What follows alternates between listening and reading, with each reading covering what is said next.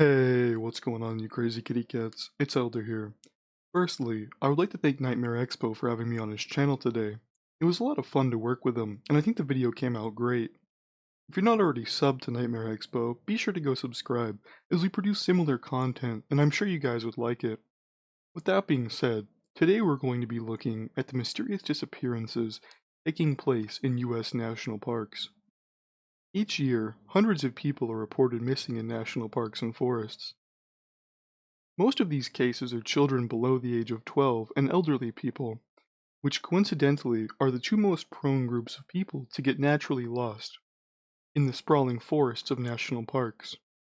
But the extremely strange surrounding of these disappearances, along with the striking similarities case to case, lead many people to believe something bigger is going on here. Yosemite National Park has the highest rate of disappearances from all national parks at around 45 cases a year. After a person is reported missing, search teams in the community take dogs and hiking gear to try to find the missing person. They have about a 50% success rate in finding a body, dead or alive, which is extremely low compared to the national average. And when they do find bodies, they're commonly found miles away from where they initially disappeared, which is extremely odd for such young or old people who would have a lot harder time getting through the park, as many of them are extremely rocky and hilly. What's even more unsettling is the fact that so many of these cases read the same. After the body or person is found, almost always they don't have shoes, and almost always search dogs are of little help. What's even more astounding is that over 90% of disappearances happen in the afternoon, and if they do find a person, dead or alive, it is commonly in an area that's already been searched. Many officials say that, regardless of the claims, they do not believe that there's any foul play going on, or that any of these are murders or tied to illegal serial killers, and that if you use Occam's razor, many of these are just probably due to suicide, accidental drowning, starvation, and other environmental factors. The other side of this argument has a multitude of things or theories ranging from alien abductions to serial killers, and even some saying Bigfoot, and they've been trying to get patterns in the disappearances, even going as far to make a website where case reports, victims, and maps are posted and updated regularly to try to kind of start to get an idea of what's going on.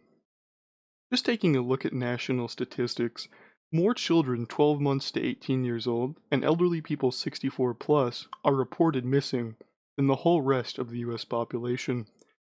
If the same logic would apply in our national parks, it is far more likely statistically that these demographics of people would disappear, due to kids not having a good sense of direction, and elderly people being more prone to things like dementia and Alzheimer's. But the strange similarities surrounding these cases makes foul play not completely out of the realm of possibility, as things like abduction are extremely hard to track, and especially kids who wouldn't have cell phones or be able to scream loud for the police to track down would even be more vulnerable than regular people. I can't say whether these cases do have foul play or not, and it's very probable that all of these missing people didn't all disappear for the same reason. We may never know why, but there are two sides to every argument. Using Occam's razor, it's very likely that just based off statistics and common sense, that these people disappearing are at a far greater risk and probably just got lost, or starved, or committed suicide. It would be foolish to rule out any possibility other than that, as humans can be very cruel sometimes, and anything that we can get, we will.